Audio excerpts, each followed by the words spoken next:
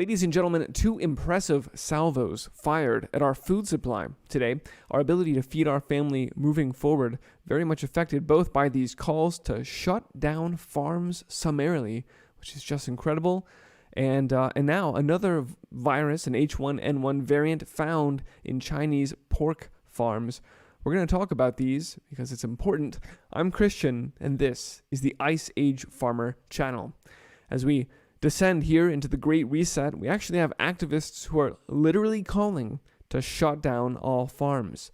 Take a look.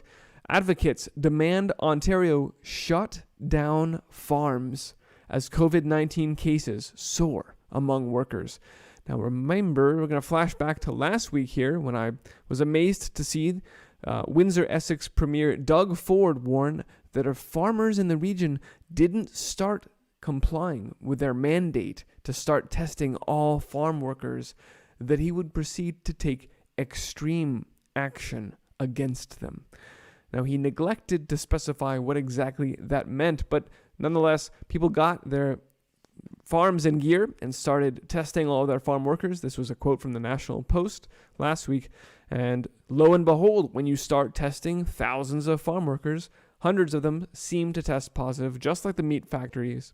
So let's go ahead and read here. A single farm has been linked to 175 new cases of COVID-19 in Ontario, reigniting concerns about the rapid spread of the virus among temporary foreign workers, migrant workers, harvest labor. That's how the food gets out of the field and into the food system. I don't know, it's not difficult to understand how this actually works, but the article is completely divorced from reality. 2 workers have died from the disease. A third has also died after testing positive, so it sounds like not even from the virus. So let's say 2 people actually died, and therefore, quote, the industry must immediately cease production. This should be a laughable request. Growing case numbers among farm workers have ignited calls for Ontario to shut down the agricultural sector entirely. Until we can figure this out, guys, 2 people have died. Until we can have adequate sanitation and safety measures can be implemented, then we should just stop growing all food. Now, nowhere, as I was saying in this article, do we talk about what that means. We hear about how they have 3x3 rooms, and it's just not humane, and they have rights but not enough, and how the government has a plan to prevent the virus from spreading, and it's just not working, and Mexicans are really hard work. What about the food that we're just going to leave in the fields at this point? It's not considered at all in this article because they don't want anyone to think about it. That's the whole point. We should be thinking about the migrant farm workers. And we should be, but not to the exclusion of the survival of society. And this article, like the people in it that they interview, like the news piece here, which I've posted to the Ice Age Farmer Resources channel, so you can check out the local media talking about this, is completely divorced from the reality of food production. It has nothing to do with the fact, it doesn't mention at all that Ontario is the biggest producer in Canada of wheat and of other grain crops, including corn. No, all that happens there, but we don't need the food. We're just going to leave it there because 2 people died from coronavirus, allegedly. Now, this is happening around the world, folks. And that's the first time you've actually seen such a direct call, shut down the farms, which should be ludicrous on its face.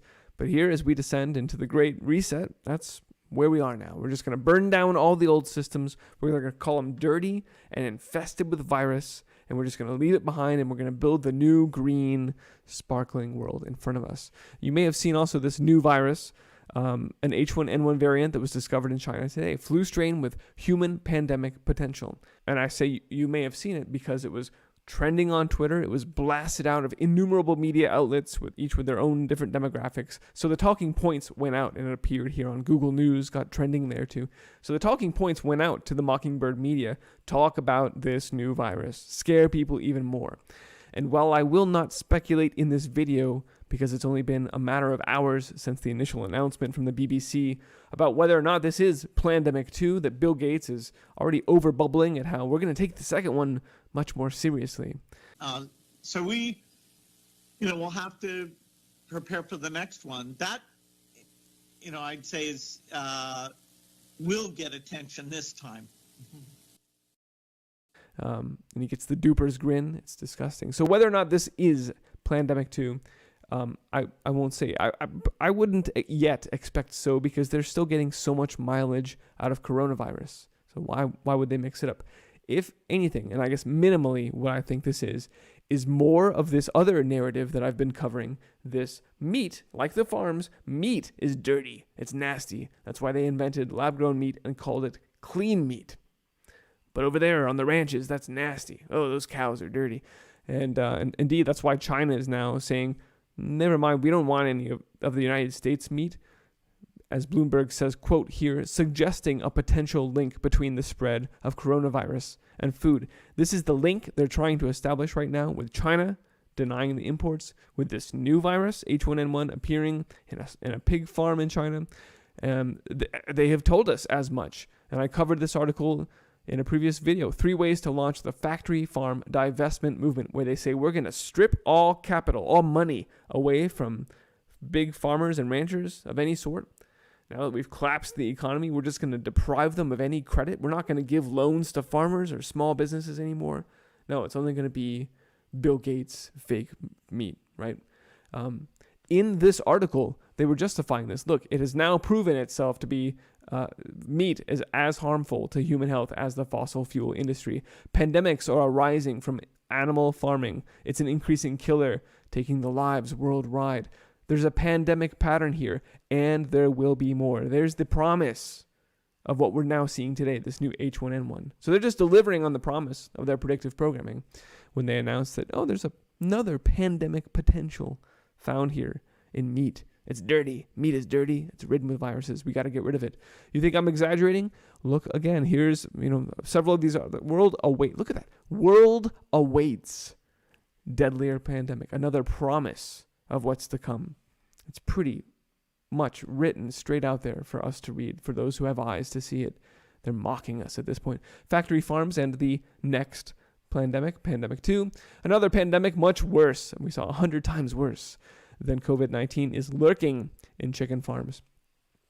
And as if that wasn't enough, this week there was a new narrative launched as well, building on that one, and it says that your chickens, your pet poultry, your backyard chickens are dirty, and it's dangerous. It's killing people. Here from WUSA 9, CDC announces 465 salmonella infections in 42 states. It's everywhere, linked to your backyard chickens. And of course, if anyone gets sick anywhere, then we're going to make these backyard birds illegal. Now, they stop short of actually suggesting that. But as we know, here at the Ice Age Farmer channel, there is an all-out war, the food wars, on your ability to feed your family, on your ability to grow your own food, on your ability to keep backyard chickens. Here from CNN, one person has died. Shut down all the farms, take away people's chickens.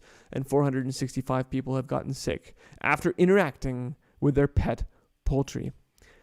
It's very clear that they're trying to establish this link. It's a health risk in the name of public safety and public health.